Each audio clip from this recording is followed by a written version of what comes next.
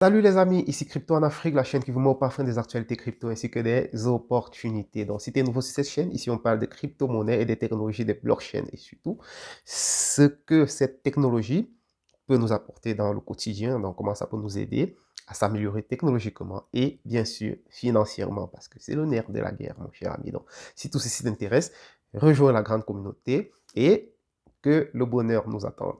Alors, aujourd'hui, on va faire un petit récap. Déjà, je vais vous féliciter pour le dossier FTX parce que j'ai pas remarqué quelqu'un sur du moins dans cette communauté qui a été frappé directement par FTX parce qu'on avait été sur Luna parce que personne ne pouvait vraiment s'y attendre. Quand c'était descendu à 50, on a dit bon, c'est le dip. C'est descendu à 30, on a dit waouh, le dip. Après 15, on a dit oh, attention, et puis c'est allé à zéro. Donc, pour le dossier FTX, on l'a quand même vécu tous ensemble, on l'a affronté et puis personne n'a vraiment été touché par ça. Donc ça, c'est un gros pas et je tiens à vous féliciter là-dessus. D'accord? Je vois comment ça monte en puissance et je suis très, très, très content de voir que la communauté prend de la maturité et puis qu'on arrive à bien se partager des informations qui sauvent nos portefeuilles. Vous avez vu, ici, dans le domaine de la crypto, c'est l'information, ok?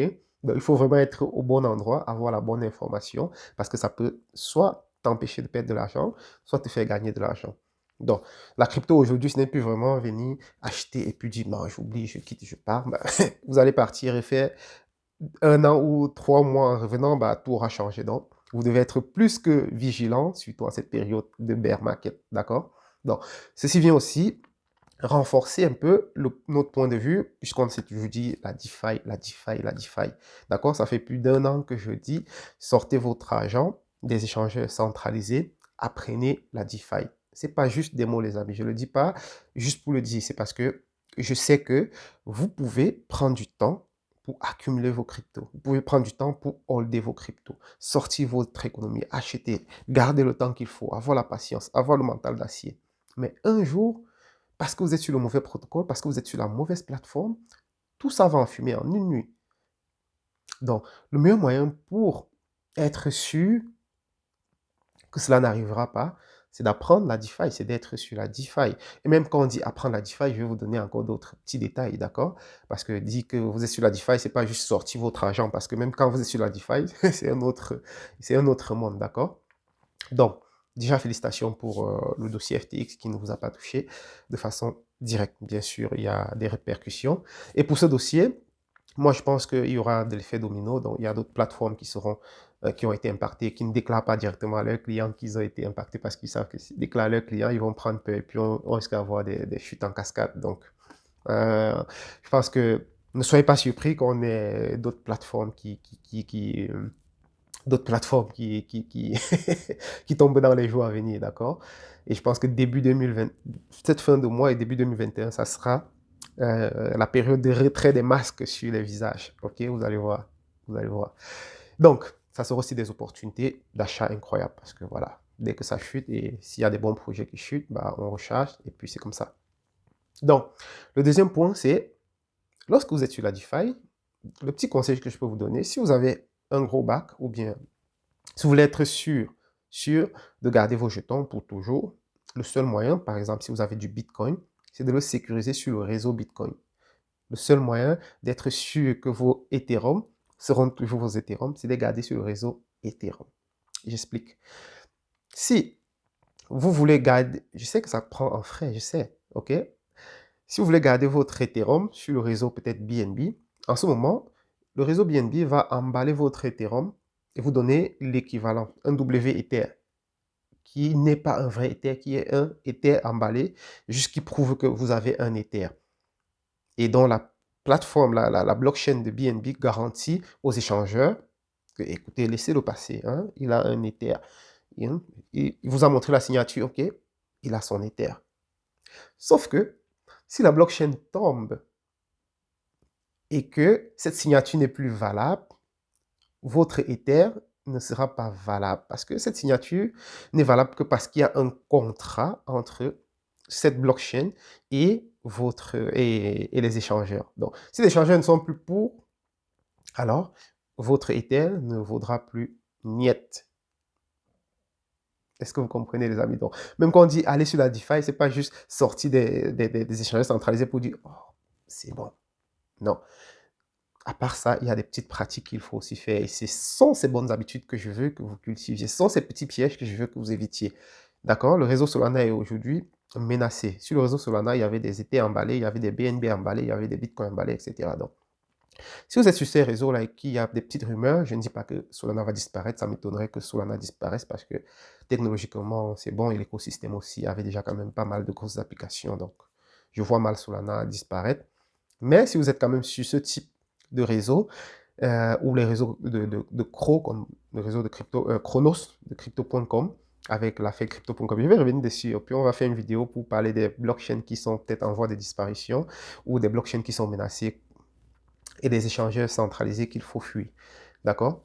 Ça va faire l'objet d'une autre vidéo très bientôt. Donc, si vous êtes sur ces plateformes et que vous avez des quantités importantes de jetons comme le Bitcoin ou Ethereum, du BNB, etc., il serait mieux de les retirer et de les ramener sur le réseau natif de ces jetons.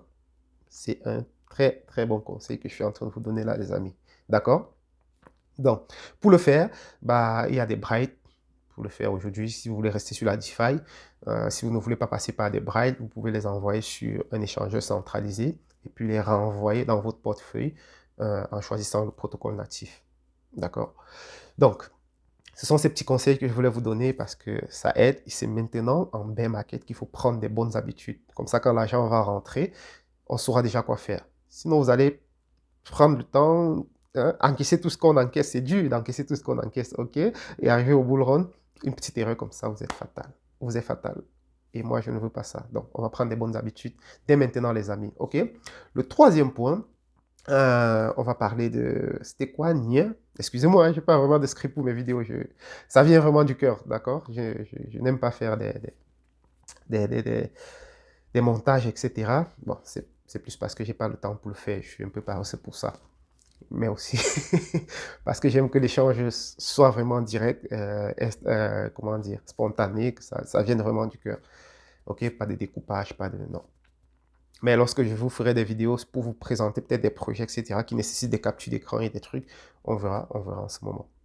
Donc, il y a un protocole qui est un projet à ne plus présenter. Ils ont montré leur feuille de route pour 2023, les amis, qui était très intéressant. Donc, vous devez connaître que Ethereum n'est pas la blockchain qui est la plus avancée technologiquement. C'est même l'une des dernières blockchains.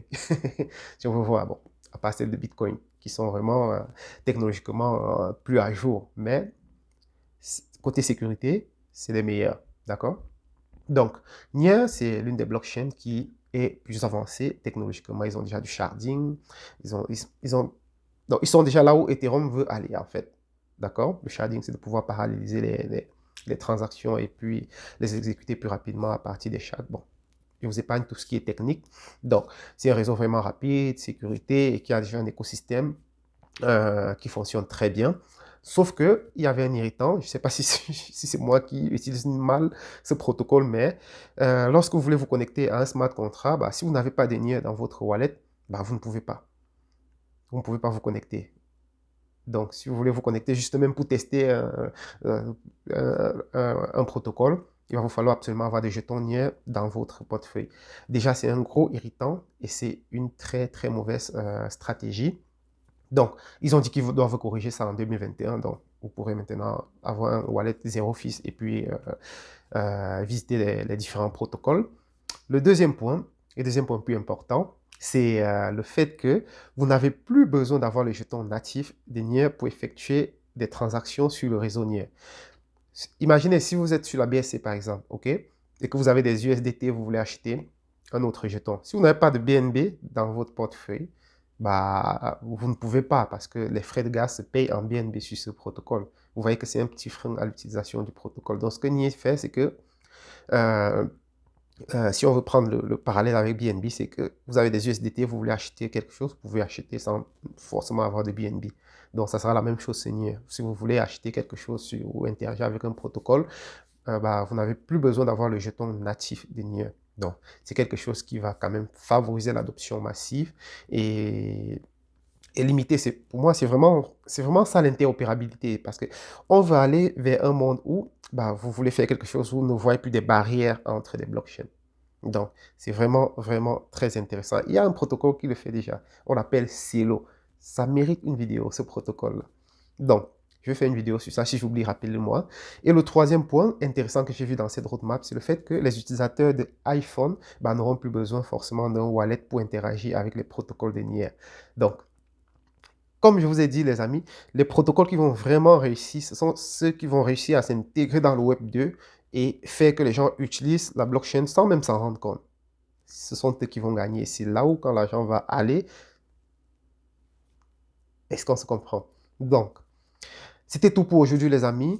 Faites-moi savoir si ce contenu vous a plu et si c'est le cas, n'hésitez pas à mettre des pouces bleus pour le référencement, de partager pour que le maximum d'Africains aient l'information et que la communauté s'agrandisse. Donc, prenez soin de vous, les amis. On est ensemble. Bye.